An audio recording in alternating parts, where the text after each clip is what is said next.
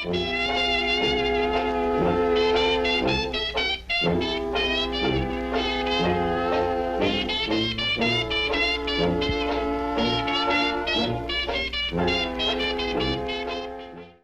thank you for taking the time to talk to me. My name is Mandy, and I'm with the GSU Library, and I am talking to Victoria Lemos, who is the host of the Archive Atlanta podcast.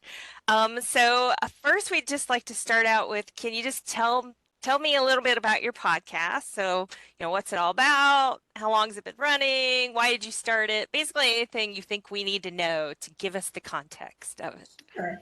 So, Archive Atlanta is a weekly Atlanta history podcast with 239 episodes. So far, it's been 5 years and a couple months. And each episode is generally 20 minutes or less. That's my rule. Some of them are even 5 or 6 minutes. At some point, I've kind of reached a point where I had to do that. And yeah, I started it. So I was a volunteer tour guide. Then I became a bicycle tour guide. And then I think I was still subjecting like friends and family to like history they didn't care about, So like a lot, like I think my husband was like, you should do a podcast. And I'm not a tech person. So I think for me that felt very foreign and weird. But it's been I always joke, the single greatest thing I've ever done because it's really most of the time kind of done what I hoped it would do, which is just connecting kind of, I call it the middle ground people, like not the super nerds, but just people that live in Atlanta or from Atlanta or used to be from Atlanta or are moving to Atlanta to just like give you a little bit of information, and connect people a little bit more with things that they see or places they live. A lot of lofty goals. Yeah, yeah. No, that's great. So now I'm gonna kind of jump into. I listened to the podcast. I've You been, were on it. yeah, I was on it. So yeah, that's how. If for context for how we even met, I ended up being an interview on Victoria's podcast from. She came to a tour of mine about historic harlots of old Atlanta, and said, "Oh, you should be on my podcast." I'm like, "Of course I want to be on your podcast." And I didn't listen to any podcasts until then. But then I started listening to it, and then I came to it about 4 years late. So then yeah, so I binged like, and it was fabulous to binge on all the podcasts. So that was great. So having binged it, I know that you tend to mix up different formats on your podcast. Sometimes, most of the time, what would call fly solo. So you're there telling your story of Atlanta. Sometimes you do interviews with others. You've also done some oral history interviews with longtime Atlantans about their lives and experiences. And then you've also done, I think it's four, listener Q&A episodes as well. Yes. So you've got kind of that mix of some different formats. So why do you like to change it up like that? So sometimes it's kind of a necessity. So like a lot of times with a Q&A, it's like once a year or so, and I'm like, I've been getting these questions and it's a kind of a simpler episode to put together because I'm not researching too much. I'm just answering questions. So that's how those came about. When it comes to interview, so for anybody that podcasts, like when you do something with another person, whether it's like your daily co-host or you do everything together, like it just adds this other layer of work. So for me, it's like I always joke, like I'm not a big group project person in life in general. I like I vote with you on that.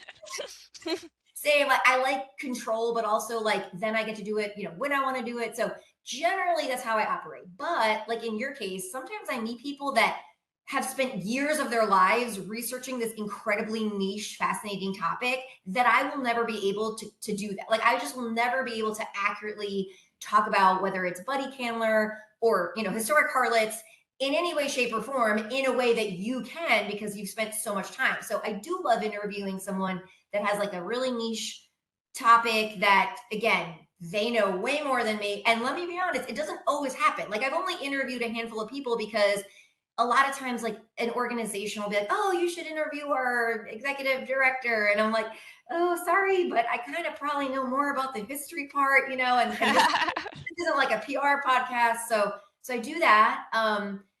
Oral histories happened completely by accident. So Mhm. mostly like somebody telling me I should talk to this person. And I didn't even know if I'd be able to kind of do the setup and the recording. It's not my jam. And it's become something that I absolutely love it. And in an alternate universe where I didn't have to work, I would just do that. Like I mean, Yeah. I would just spend every day sitting with a 90-year-old, asking them questions about Atlanta. So those are one of the things that like I wish I could do more of. It's just a time constraint and a kind of scheduling constraint, but I love them. So maybe, Yeah. maybe next year they get added in a little bit more. Yeah, definitely. And you know what's funny is so I went through your podcast and I'm a data person. I'm a historic Harless person and I'm a data person.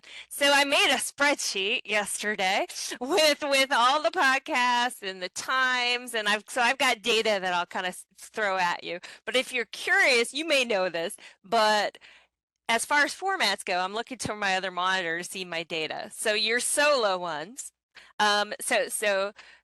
The number of episodes that you've done that is like hit is not replays and not like the short announcements once in a while and not including just the intro to the whole show. I took that data. So there's 220 of Okay. those altogether.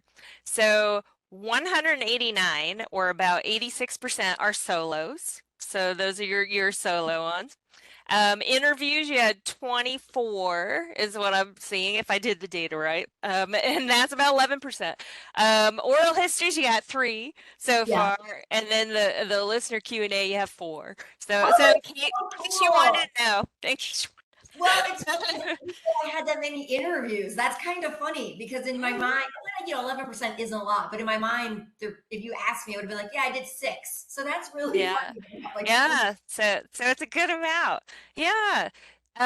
So this may be a tough question, but if you had to pick your one most favorite episode of the 220 that you've done, um, that you're like it's your favorite or you're particularly proud of it, what do you think that would be? And if you can't pick one, you can throw out, two to three. I'm flexible. so I feel like I feel like I have favorites for different reasons, like you said. So maybe, possibly overall, the bicycles episode's one of my favorites. Okay. For because it covers a lot of reasons. So first, I'm like a newish cyclist. Well, newish, it's been a couple years, but so it's like something I'm interested in. I thought the history was really cool. Like I found a lot of really fascinating stuff I had never heard of. Like we had this cycle path over near kind of Piedmont Hospital. So first, I love an episode with like a good discovery. So there was like a discovery of this path. Cool topic. But I always tell people, and I repeat this all the time, right?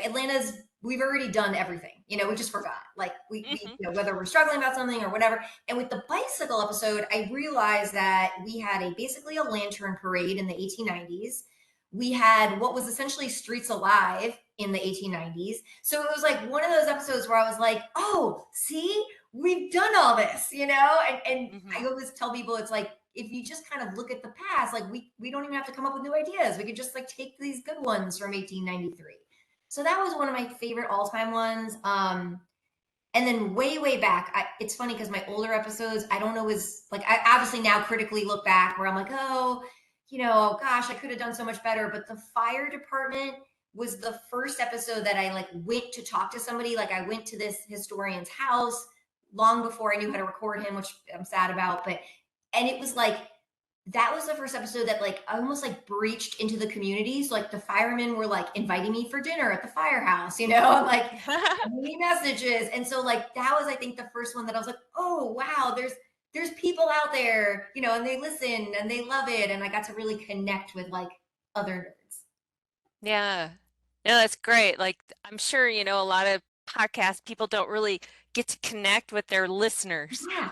And Yeah. so, I see that to everyone I meet out in the real world. I joke. It's like podcasting is a very weird thing because you like make it alone. Well, it depending, right? But it's you or Yeah. the person, you're in an isolated room, you know, you're putting it out, even if it's video, you're still putting it out and you have no idea what people look like. Like all the data you get is just like download in Idaho, you know, at 2 p.m. on Friday. And you're like, well, who is that person? You know, like what are they doing? And so when I get to meet someone that's like, oh, we only listen to you in the car, or you know, we only listen to you like folding laundry, and I'm like, all right, cool, like that's just awesome to know that.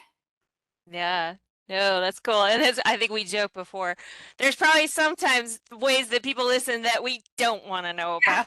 I'm still waiting to just have no information that I did not want to know, but so far Yes. that has not come yet. All right. So my next question, I guess I'm guessing this comes from me being in academia. So we're going to pretend that an academic scholar, so maybe a sociologist, I'm like me, or a social historian or somebody, has decided to analyze your entire show. So they've listened to it all and they are looking for like core themes or connecting themes or morals of the story. Um, what do you think they'd find? What I hope they find are two things that I say all the time is that like most of Atlanta's history is a class issue and not a race issue. And not saying race is not an issue, right? This Yeah. is, but I think that we focus a lot on kind of racial differences, and then but when you really look at these stories from the past, it's classism more than Mm-hmm. it's racism.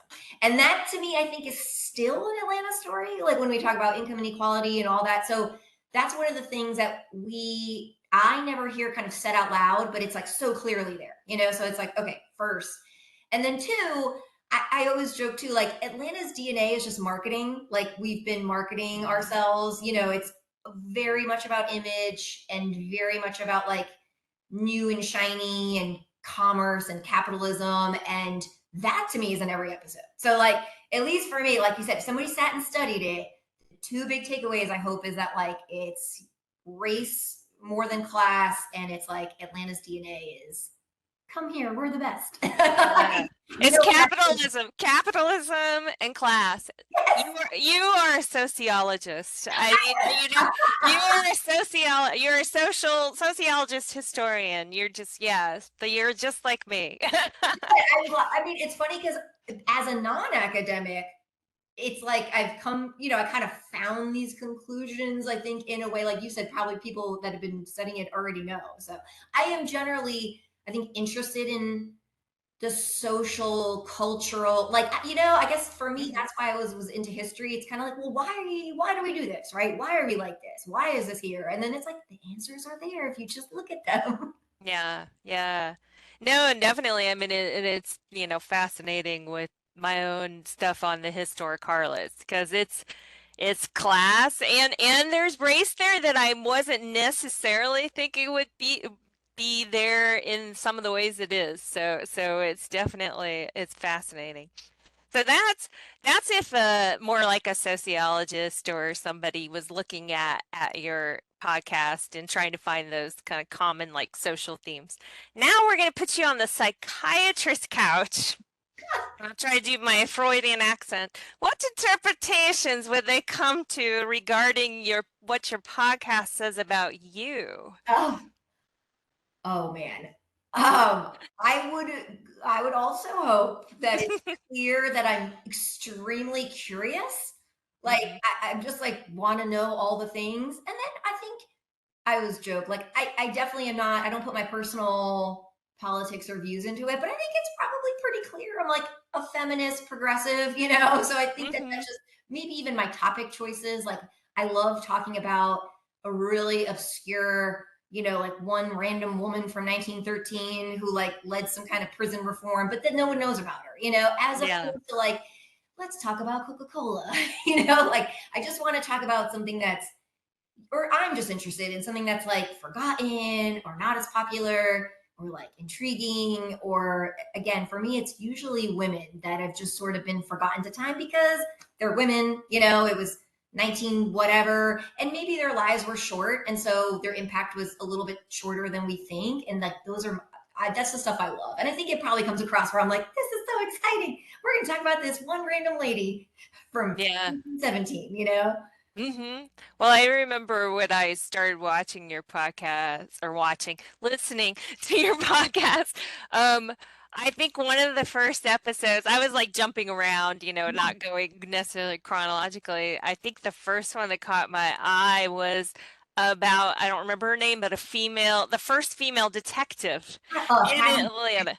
Yeah. Yes, yes. So the same thing. I was like a female detective, and then of course my thoughts were, was she researching prostitution? You know, Oh, if I remember, she was the expert on um, arresting women shoplifters. shoplifting, I think. Yeah, I think because she was able to sort of pat them down in a respectable Victorian way. But my favorite there too was that they like the reporter goes to her house to interview her because she was like, oh, a single woman, Mhm. living alone, and she just was like, yeah, that's pretty great. And they were just Exactly. horrified by it. So I just love a person who's like thinking outside of the box for their time, you know? Yeah, exactly. Yeah.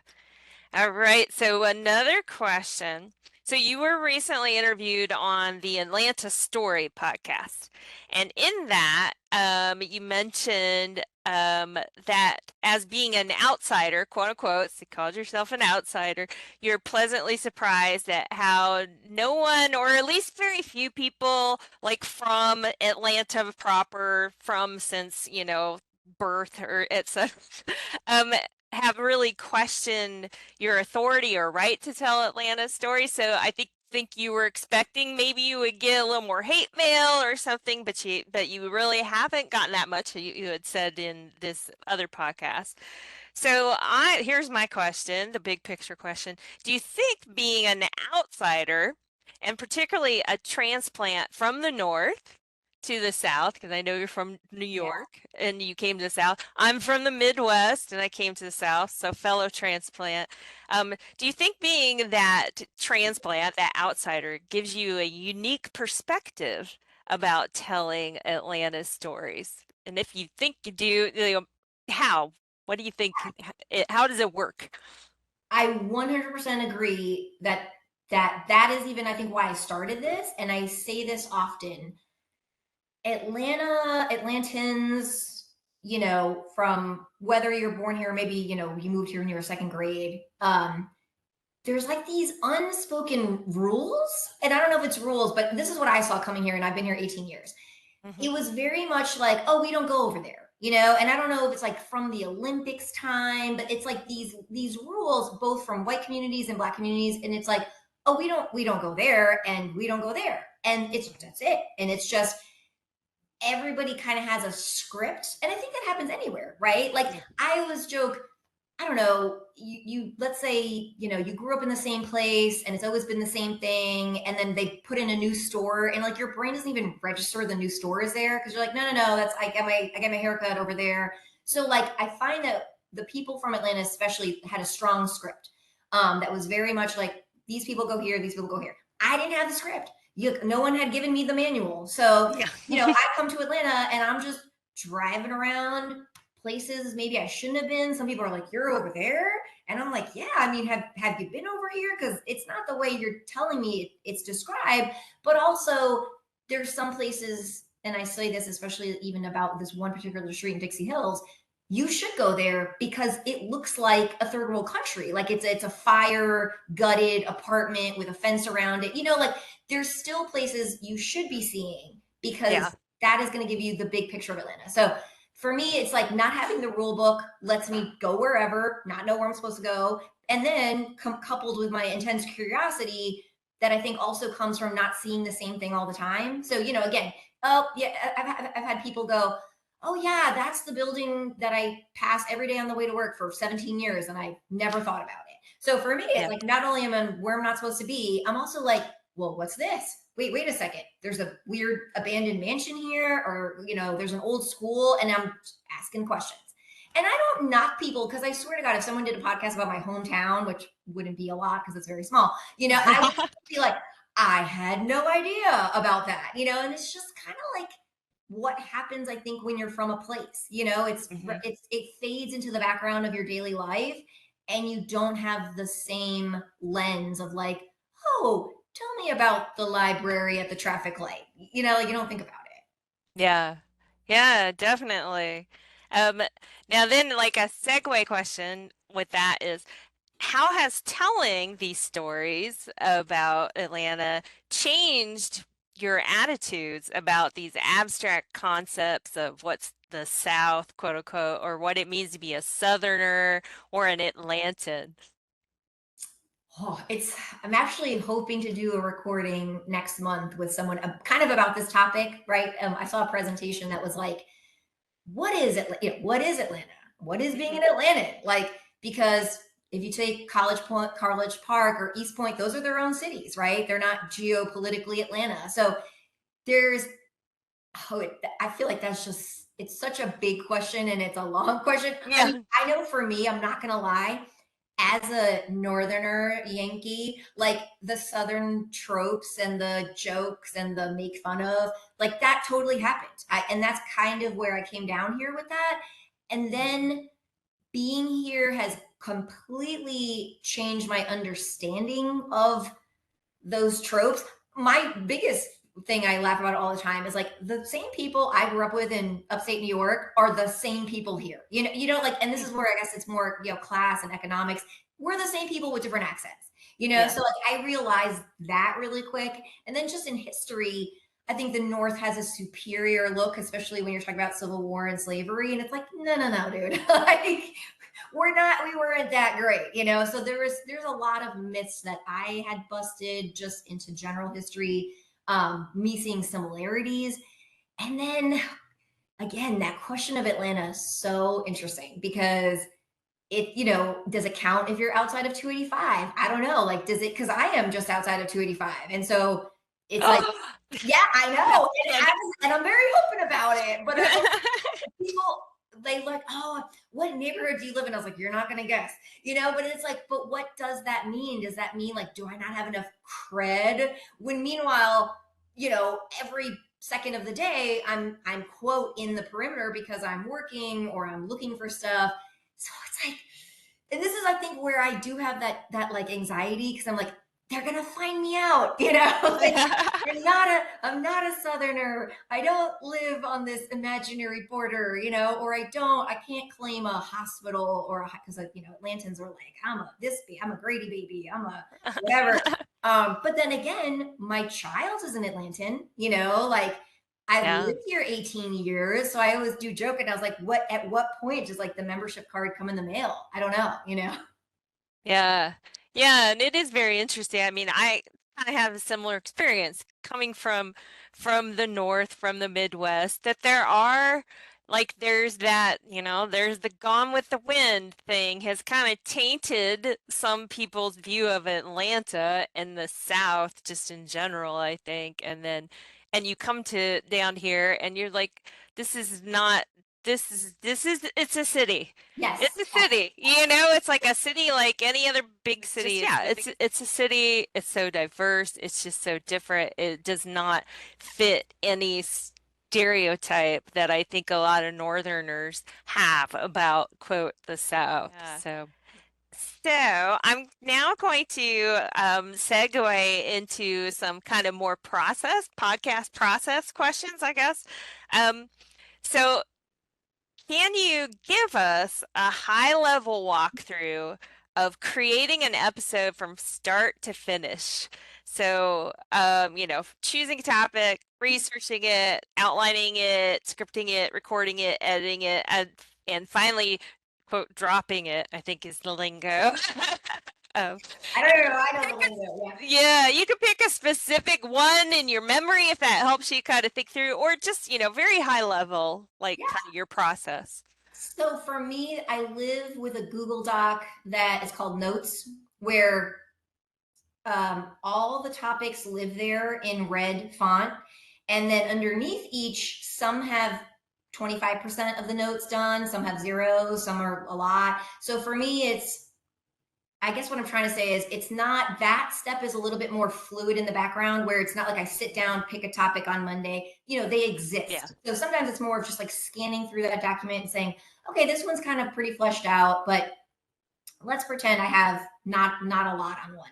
And a good example is maybe fallout shelters because I really like fell in that rabbit hole quick. So it's like, oh, fallout shelters, fascinating, and then it's just like, shoo, like so maybe it's 2 to 3 days of researching everything I possibly could digitally. So digital archives, reading some, Mhm. scanning some papers. If there's a book at the library, etc. As much as I can do that, I'll try to do that in the beginning of the week. I then take my notes and I write a script in my in the way I speak, so it's not so Okay. you It's know tilted. yeah, not Yeah. so audiobookish. But I do write that, and then just for sake of space, I actually take out the notes as I write that text. So Okay. then that becomes a finished paper. I call it little research paper I write every week. That becomes my little research paper. I move that to another Google Doc where all the finished episodes live. And sometimes I'll take a break and record the next day. So then at a chosen time, grab my recorder. It's mobile. So sometimes I'm in the car in the driveway because there's too many people at the house. Sometimes I'm home. I record it, takes about, whatever that, maybe it's 17 minutes, 20 minutes. I then sit and edit it. And just generally, I always say like editing's twice the time, of Yeah. the recording. So Hmm. I edit it. I get the show notes together. I upload it, on the hosting site. So I use Podbean, post it on there, and then I schedule it. So I usually am doing this the night before, just to be perfectly honest. But yeah, so the night before, and I've accidentally actually hit publish once and it just came out Thursday night, but I hit it so that it comes out 6 a.m. on Friday morning. And then the way the hosting site is, once you've set up your initial RSS feed or whatever, it's so nice because you just wake up and it's there, Yeah. it's in all the places. And so I do kind of wake up in the morning and then check to make sure it came out and then forget about it for a couple days, like recover. Yeah. Yeah. Oh, no, I mean, I'm amazed that it sounds like, it's that you can get that much done in that little a time, Yeah. in that short few days, get that out. And I had wondered about, 'cause you definitely don't sound scripted, And you that's know? what I hope for. And see, the problem Yes. is, if I was just reading my notes, it would, to me, I can already tell it would just be chaotic. So I do write it out. Again, I do sort of write it in my voice, but then at some points, I also know when I can just add something Hmm. at this point Hmm. in my journey. Um, but yeah, I need that to keep me kind of on task. But no, I mean, it's a legit research paper every week. Like sometimes, I don't know if you're going to ask me this later, but my top tip for people is like, whatever you think you want to do, cut it back by like 50, 25%. So if you're, if Hmm. you're just like, I really want to do a weekly history podcast, I'm going to tell you right now, do a what twice a month one Yeah. because I think you can always add. It's a lot harder to take away from what Hmm. Yeah. No, that's good advice. And that's definitely part of the some of the next questions. yeah. So Yeah. so um so again, I'm a data nerd, so I was going out trying to find podcast data, like what's the average length of a podcast episode? What's the lifespan of podcasts and such? So various sources clock the majority of podcasts at an average length of about 20 to 40 minutes. So that's like the average. So obviously it can be less, could be more. Many of your podcasts tend to be a little shorter than that. And if you're wondering, I'm looking to my data again. So your solo podcast, so again, by yourself, average 16 minutes and 39 seconds. Oh, So that's your average. So okay. it's slightly smaller than the 20. Okay. I know I looked at um the solo podcast again to see shortest length, and I think there was one about 7 minutes Yeah. and a bit of spare change. There's about eight of those or so, something like that. Yeah, there's about eight. And then they kind of go upward from there. So anyway, is it strategic to keep them shorter, or is it kind of out of necessity? Is it a bit of both? And if someone told you that they needed to limit their podcast to an 8-minute episode, so they've been given that like guideline, can't be longer than 8 minutes, what would you, as a seasoned podcaster, I mean, you kind of already in some ways said, like, scale it back about 25%. That's more like how often, but it might be the same for how long the episode is. But like, what would you tell them? How do you keep a podcast to 8 minutes or less? So I think another thing people don't realize until they start to try to do a podcast is how long 8 minutes is. Yeah. And that is, I think, so there's a couple things. I think that I don't know if I honestly can't remember how I said to myself, okay, 20 minutes or less, that's what I'm doing. I think for me, it's a natural, natural kind of consequence of just how much time I have, right? Yeah. So if I'm going to really be doing a weekly episode, I would have to be researching in such a deeper way. And I think I would have to be maybe like piecing in some interview. I would have to, it would just take a lot more time. It would take more Hmm. production time. It would take more research time. So it's just kind of naturally worked out that way. I started incorporating what I was calling the minis for a while, the shorter Hmm. episodes, Hmm. mostly first, I think just to keep it sustainable, where I was like, okay, crazy week, let me be short. But also, I had a handful of stories that were just short. And a lot Yeah. of people, oh, can you do an episode about, this building? And I can't explain to people that, like, I know yes, the building's important. And trust me, it's cool, but I could probably only talk for 6 minutes about this, and it's hard Yeah. for people to understand that. So that's where I did incorporate the smaller ones to be able to share stories that, they might not be that long. And only once or twice I've had to do part one and part two, Hmm. like Inman Park, and honestly, the Coca-Cola episode I'm trying to do, it's going to be a beast. It's going to be two Yeah. parts. But that's rare. That's really with something huge like Inman Park or Coca-Cola. So with that being said, 8 minutes is a lot longer than you think. Yeah. But I will say, if that's your limit, skip that. A lot of podcasts have a little bit of dead time in the beginning. There's banter, there's whatever. Like if you only have 8 minutes and you really want to get something across, really limit that intro time and just like get into it, Yeah. which is, Yeah. which is what I try to do to make sure that I'm kind of being concise. It's like, yeah, yes, every once in a while I'll say a couple things, but it's like nobody needs to hear me talk for, 6 minutes about my life or my week before getting into the guts of it. Yeah. Yeah. And me personally, I appreciate the shorter episodes too, because you can listen in smaller chunks. But what's funny is when I've listened to yours too, I'm like, okay, I'll listen to this one. Oh, now I'm gonna listen to this one. Oh, I'm gonna listen, and I'm like, I've been sitting here 2 hours listening, which is fine, but I also appreciate it because I kind of think of it as a short story versus a novel. Yeah. You know, and the short stories, me personally, I think short story writers are the most talented writers because they can get across something in a short amount of time. So it's kind of the same thing. Like you have to really hone your craft to be able to get something into a nice, concise package. So That's a good point. And it's yeah. funny because that's now that you said that, I'm seeing some just personality. Like that's just how I am as a person too. Like I'm very concise with even my words because it's for me. Maybe it's New Yorker. I don't know, right? Like I just want to get to the point. Like what I mean? Like okay, like the Yeah. fluffy stuff. I always joke like I'm not fluffy. And then I think sometimes Southerners can be a little fluffy, and I'm like, what are we trying to say here? So that's just kind of I can how think that a little bit too sometimes. I think it's because I'm from Midwest, but Midwest general, no, but I'm a little too close to Chicago. Maybe that's it. I don't know. Because I'm like, okay, just cut to the chase. I mean, What is it you want? I feel like you're trying to say something here. Just say it. But yeah, so it's funny. That's actually like how I am as a person. So that must be coming through. But I always say too, like I'm probably at an hour podcast limit person. I can't do the 3 hour that a lot of people do. But Can't, I I don't know. I don't know why those exist. I'm sorry.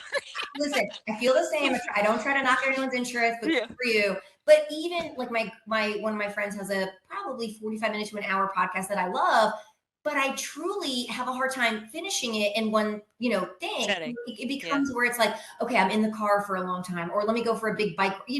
And that's the thing that I do think that if you can make them shorter, you're going to get more people.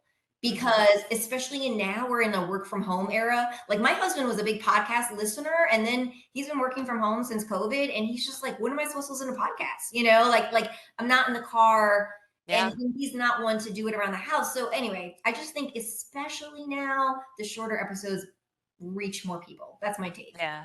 Yeah. I agree. So we already mentioned something a little bit about long podcasts aren't your jam. So do you have other pet peeves about podcasts? So like things you hear on other shows, and you don't have to knock particular shows, obviously, but that you hear on other shows and you're like, yuck, press stop. So So I think one thing that is universal is low sound. So not even bad sound, but and this is something that if you start to podcast, you don't know it until you podcast. And it's hard to kind of even explain if you don't podcast. But basically, you need to make sure you're recording at a louder volume and or in post production raising the volume, because this is what happens. I don't know if it's happened. And I listen to my car a lot, right? So you're listening to a podcast that is too low. It's recorded too low and it's published too low. So you have to crank it to the highest possible volume. And then even then you're like, oh gosh. And then all of a sudden someone calls you, or like your phone disconnects and you're just like, ah! And so I have had that happen so many times. And it's usually with like baby podcasts, so like someone starts a podcast, it's like their first 3 episodes. And it's one of the things that, getting off on one tangent really quick, I tell people this all the time. If you have good enough content, like, so if you have interesting content that people want, I have forgiven, background noise, whatever. I think that that's less important, but the volume is the one thing that if I have to listen to you at max volume and then I get a call and my eardrum shatter, I have a hard time and I have to shut it off. And every once in a while, I've almost reached out, like if it's a friend, I've been like, hey, like, let me tell you about this volume thing, because I think that's a killer. So yeah. that's my number one killer. My only other thing, and again, I usually listen to mostly, I guess, more professional podcasts. I have some friends that do just like me, kind of home with a microphone. They're great. But recently I listened to an episode or a podcast that someone just started. And I think this sounds weird, but when there's a disconnect between the hosts and the guest, so let's say you have a guest, I don't know, let's say you have a guest talking about AI and how cool it is, right? But you're not a data And person or a science person. You know how you can kind of sense it where the host is just like, oh, that's so cool. Like, and they're not able to even really like ask real questions because they have no idea what the person's saying. I just found a podcast like that and I was like, oh, this is not enjoyable because, for me, I'm like, oh shoot, they should be asking them this. And they're just like, what's your favorite color? if you were a tree, what tree would you Yeah, be? so that's what my only other criticism is, that like maybe I'm trying to say be more niche, so it's like don't just have a random person on because they have a following or because they're popular, because it's going to show up that you have no idea what that person is talking about. Yeah. Okay. All right. Let's see. So, um, you have been doing your podcast for you're going on your 6th year, and a little more data for you in case you were interested is that supposedly the average lifespan of a podcast is 174 days.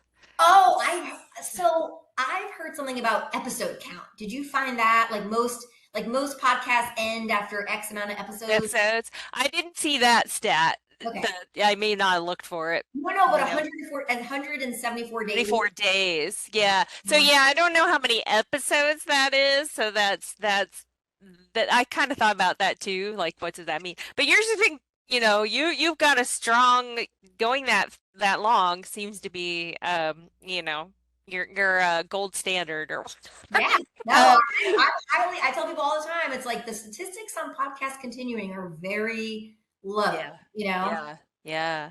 So, what's your approach generally changed over the last 5 years? Are there any, like you talked a little bit about volume stuff, like are there any specific successes or mistakes you made and lessons learned from those, that have kind of changed or shaped your approach as you've gone?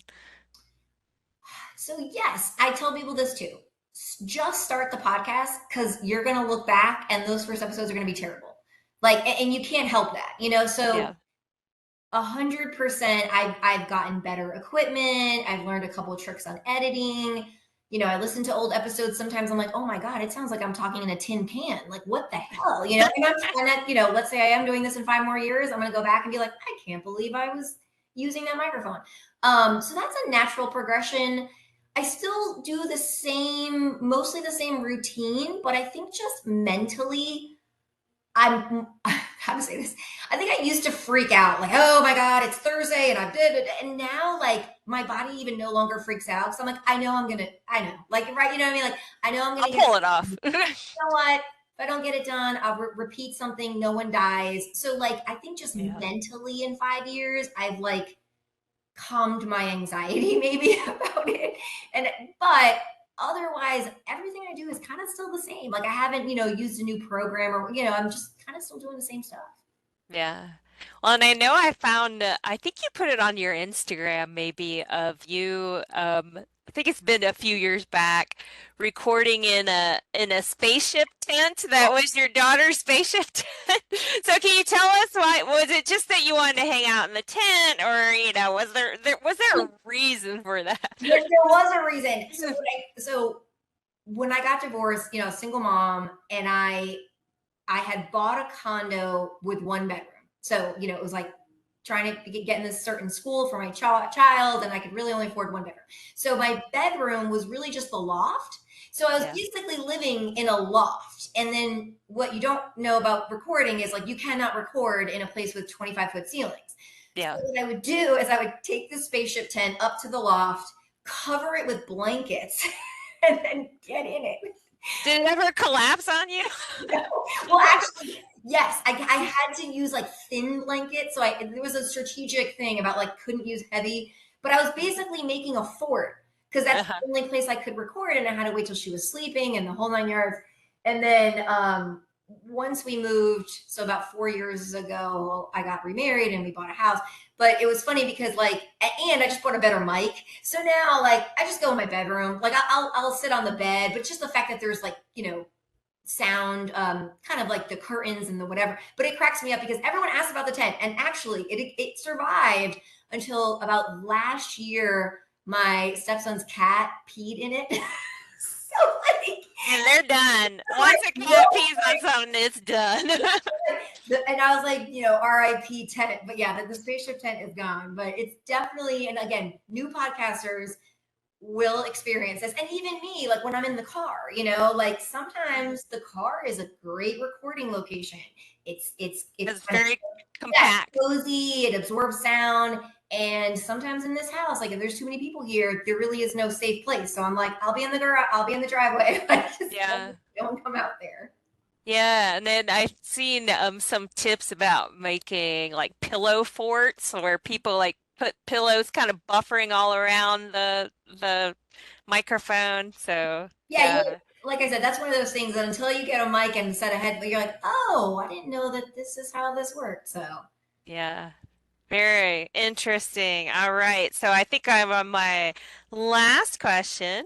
So, as we said, you're start on your 6th year of this podcast, going strong, beating the odds. So what keeps you going? What keeps you excited about doing this for people and so yourself? yeah, well, I'm not gonna lie, every probably couple months, I'm like, this is a lot, like I just have a lot of crises, like internal crises where I'm like, man, my life would be so much easier if I didn't write a research paper every week. And then like on cue, like that day, 3 hours later, I'll get an email from a listener or a message, and it's the greatest thing I've ever gotten, like, and sometimes it's just super sweet. Like, I did an episode about nursing, And there's a particular guy, he emails me almost after every episode now at this point. But he's like, oh, I was a doctor here and my wife was a nurse and we met and she graduated from this school that you mentioned and it no longer exists. And it's just so sweet. And then sometimes it's more impactful. So sometimes it's with the German episode, I had spoken about a German Atlantean that was in an internment camp during World War One or two and two. This family had no idea that that person and their family was in an internment camp. Like Wow. I had told them, which is wild.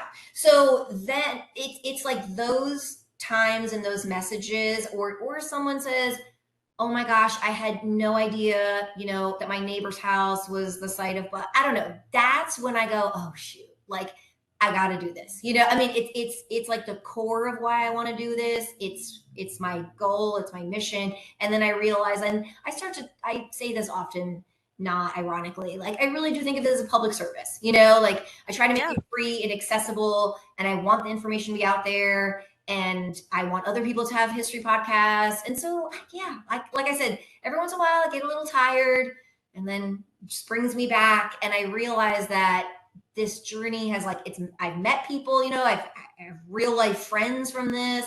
I get to do cool stuff. I get to do cool events. I get to speak. I get to do tours. And it's like, oh, shoot, like, let me just ride this out, as long as I can. Yeah.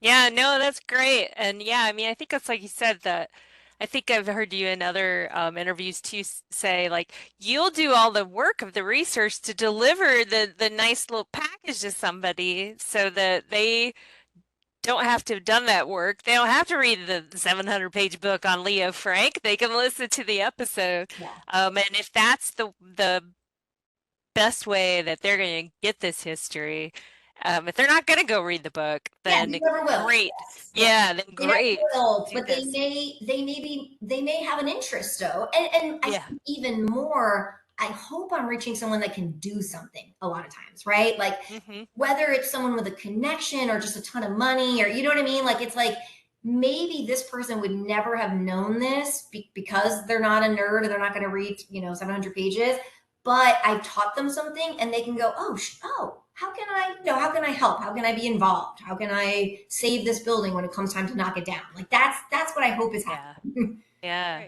Well, thank you again for taking the time to talk to us. And a reminder, Victoria Lemos, Archive Atlanta podcast. And I think you have a sign off that you usually say at the end. Would you like to say your sign off? You know what it is?